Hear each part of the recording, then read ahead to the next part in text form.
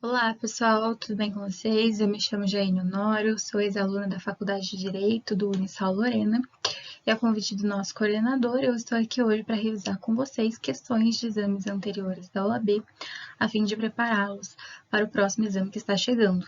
Neste vídeo, especificamente, resolveremos as questões de direito processual penal. Haverá outros vídeos em que eu falarei com vocês de direito penal e da Lei 8.069. Então, caso interesse a vocês, também assistam. Vamos às questões.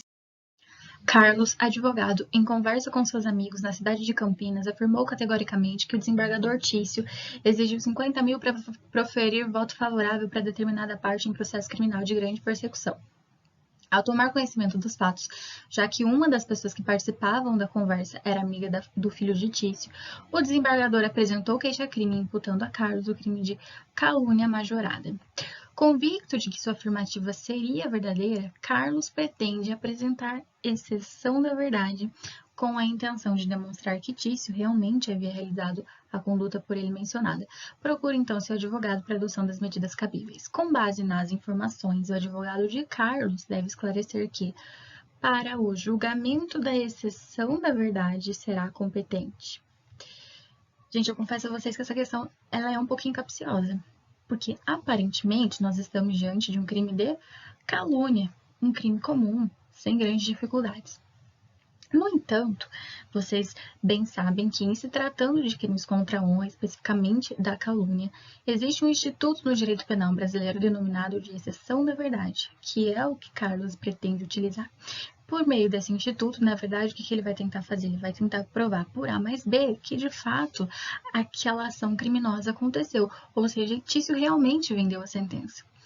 Mas notem, gente, que dentro de um procedimento comum, isso é perfeitamente possível e em nada alteraria ali a ação penal, né? Falando ali de um procedimento comum.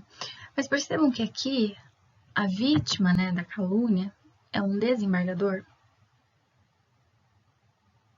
O que isso vai mudar pra gente? Em se tratando de um crime, aliás, do julgamento da exceção da verdade, o juízo comum, que seria o competente para julgar essa queixa-crime, afinal de contas, quem está sendo processado é Carlos, não existe a favor dele qualquer prerrogativa nesse sentido, então é um crime comum de calúnia que está ocorrendo perante a vara ali competente. Acontece que o desembargador, ele tem prerrogativa por foro de função, e disso vocês sabem. E a partir do momento que o Carlos suscita o Instituto da Exceção da Verdade, é como se ele estivesse querendo inverter os polos da ação. É como se ele estivesse querendo dizer, não, quem tem razão sou eu, quem é culpado é ele. E nestes casos, por se tratar de um desembargador, quem tem competência para julgar essa exceção da verdade não é o juízo comum, que julgaria, se fosse um caso, né, sem a presença de um desembargador. Nestes casos, quem será competente para julgar é o STJ. De acordo com o artigo 85 do Código de Processo Penal, nos processos por crime contra a honra, em que forem querelantes as pessoas que a Constituição sujeita à jurisdição do STF e dos tribunais de apelação, aquele ou a estes caberá o julgamento quando oposta e admitida a exceção da verdade. Portanto, gente, a resposta certa aqui dessa questãozinha seria a letra D. Superior Tribunal de Justiça, apesar de não ser o órgão competente para apreciar a queixa-crime apresentada. Vejam bem que nessa questão o examinador ele deu uma puxada aqui no conhecimento de vocês, hein? Próxima pergunta. Após uma partida de futebol amador realizada em 3 de maio de 2018, o atleta André se desentendeu com os jogadores da equipe adversária. No final do jogo, dirigiu-se ao estabelecimento e encontrou em seu carro um bilhete anônimo em que constavam diversas ofensas à sua honra. Em 26 de junho de 2018, André encontrou um dos jogadores da equipe adversária, Marcelo, que lhe confessou a autoridade do bilhete, ressaltando que Luiz e Roger também estavam envolvidos na ofensa. Em 17 de novembro de 2018, o André, que foi o ofendido, procurou por seu advogado, apresentando todas as provas do crime praticado, manifestando seu interesse em apresentar queixa-crime contra os 3 autores do fato. Diante disso, o advogado do ofendido, após a procuração com poderes especiais, apresenta, no dia 14 de dezembro de 2018, queixa-crime em face de Luiz, Rogério e Marcelo, imputando-lhes a prática dos crimes de calúnia e injúria.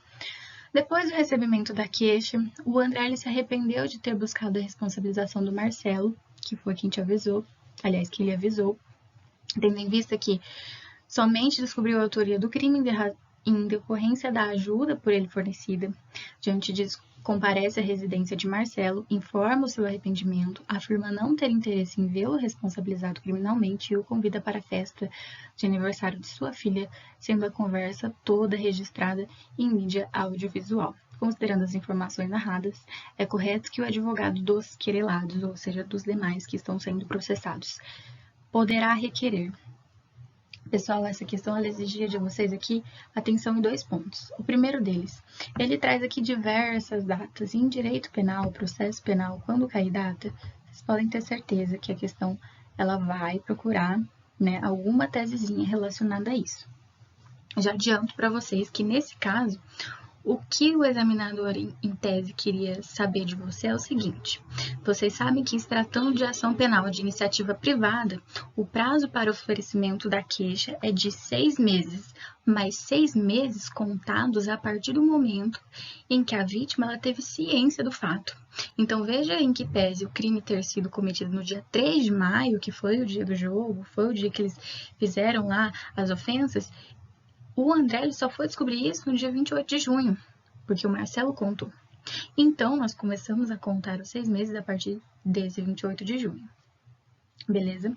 Se você for considerar 28 de junho, ainda estamos dentro da data e, portanto, não há que se falar em decadência. Além disso, um outro instituto que nós devemos analisar aqui é em relação ao perdão do ofendido.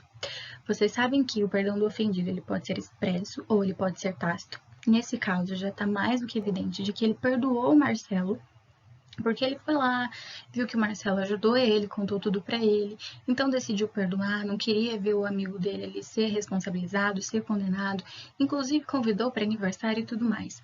Só que em relação aos demais, ele nada fez.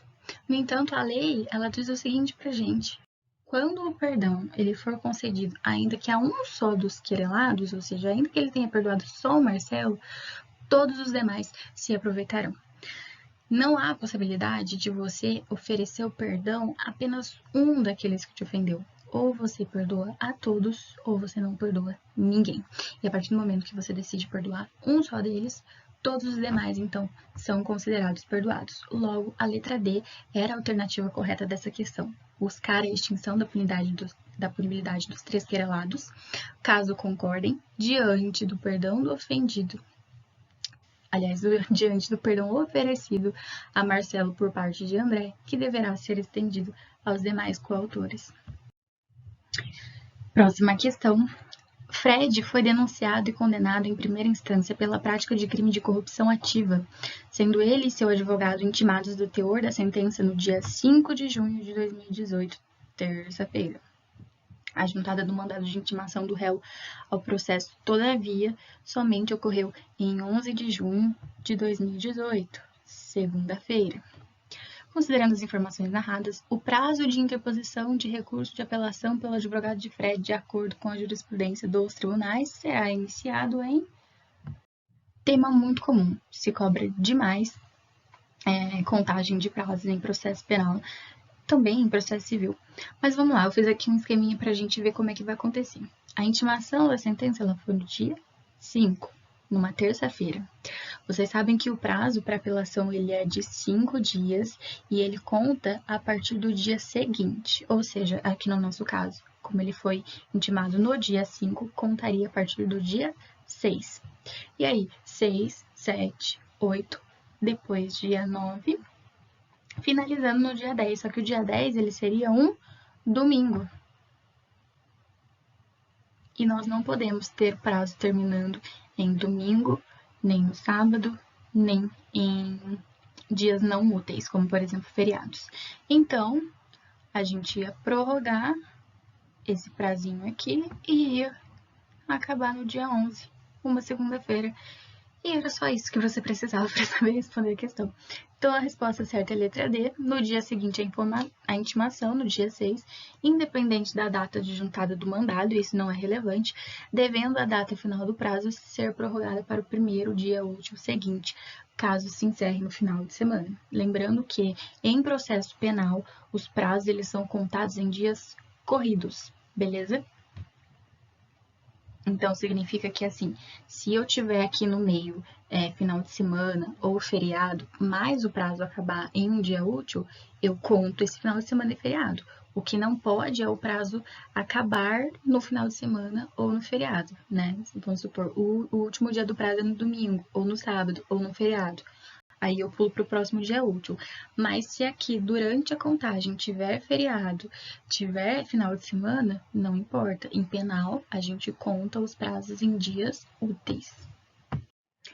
Rogério, denunciado pela prática de um crime de homicídio qualificado por fatos que teriam ocorrido em 2017, após regular citação e apresentação de resposta à acusação, decide não comparecer aos atos, apesar de regularmente intimado, razão pela qual foi decretada sua revelia. Em audiência realizada na primeira fase do júri, sem a presença do Rogério, mas tão só de sua defesa técnica, ou seja, de seu advogado, foi preferida decisão de pronúncia. Rogério se mudou e não informou ao juiz o novo endereço, não sendo localizado para ser pessoalmente intimado dessa decisão, ocorrendo então a intimação por edital. Posteriormente, a ação penal teve regular prosseguimento, sem a participação do acusado, sendo designada data para a realização da sessão plenária. Ao tomar conhecimento desse fato por terceiros, Rogério procura seu advogado para os esclarecimentos, informando não ter interesse em participar da audiência. Você, na condição de advogado, deve esclarecer que: gente, seguinte, vocês já devem ter ouvido falar aí que a defesa no direito penal, no processo penal, ela se divide em duas. Defesa técnica, que é aquela exercida pelo advogado, que é um profissional habilitado para isso, e a autodefesa, que é aquela exigida pelo próprio réu, pelo próprio acusado. Na autodefesa, consiste em diversos direitos, dentre eles o de participação a todos os atos processuais. No entanto, ocorre que o Rogério, o réu aqui em questão, ele havia sido intimado tanto lá na audiência de primeira fase do júri, e ele não foi porque ele não quis. O processo seguiu o andamento, ele mudou de endereço, ele não comunicou ao juiz, sendo que é um dever dele. O que foi feito então? Não acharam para citar pessoalmente e foi feita a situação por edital, regularmente, tudo tranquilo. Ele vira e ele fala para o advogado dele que ele não quer participar. Se existe essa hipótese, em tese, a audiência ela não poderia acontecer sem a presença dele, mas como nós vimos, foi respeitado todo o procedimento estabelecido no Código de Processo Penal. Toda a negligência em relação à ausência do réu foi culpa dele mesmo, ou seja, ele não quis, ele não demonstrou interesse, ele mesmo ciente de tudo decidiu não comparecer. Então, sim, nesse caso é perfeitamente possível que ocorra a audiência sem qualquer prejuízo em razão da ausência dele. Lógico, haverá um prejuízo para ele, mas eu digo no sentido da audiência, ela deverá ser mantida. E assim nos diz o artigo 457 do Código de Processo Penal. O julgamento não será adiado pelo não comparecimento do acusado solto, do assistente ou do advogado do querelante que tiver sido regularmente intimado. Ele foi regularmente intimado, então, sim, não há problema alguma, a audiência vai acontecer.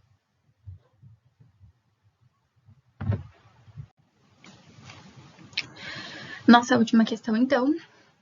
O advogado de Josefina, ré em processo criminal, entendendo que o recebimento da denúncia, entre o recebimento da denúncia e o término da instrução, ocorreu a prescrição da pretensão punitiva estatal, apresentou requerimento antes mesmo do oferecimento de alegações finais, de reconhecimento da extinção da punibilidade da agente, sendo o pedido imediatamente indeferido pelo magistrado.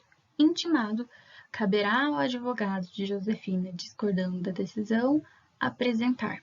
Beleza, gente. Então, aqui é o seguinte. Nós temos um advogado patrocinando aqui uma causa criminal em favor da Josefina. E durante o processo ele vê o quê? Que já tinha ocorrido a prescrição. E vocês sabem que, em havendo prescrição, eu não preciso esperar um momento da minha manifestação ou final do processo para alegar isso. É matéria de ordem pública. Inclusive, isso pode ser sustentado de ofício pelo juiz. Nesse caso, o advogado foi quem notou, então, logo de pronto, ele já foi lá e já falou, não, peraí, temos a prescrição. Só que o juiz ele não acolheu. Ele disse que não estava extinta a punibilidade, que ainda não tinha prescrito. E aí, o que o advogado faz? Existe alguma medida para ele utilizar nessa situação? Existe sim, e o recurso a ser manejado neste caso é o recurso em sentido estrito, no prazo de 5 dias.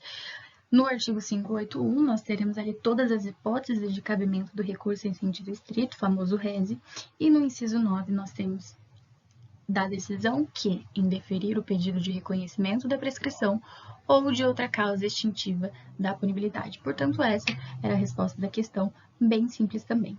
Aqui nós encerramos, então, essas questões de direito processual penal, lembrando que, sempre que surgirem dúvidas, podem me procurar e eu, na medida do possível, vou tentar sanar elas com todas vocês. Continuem firme na preparação e até mais.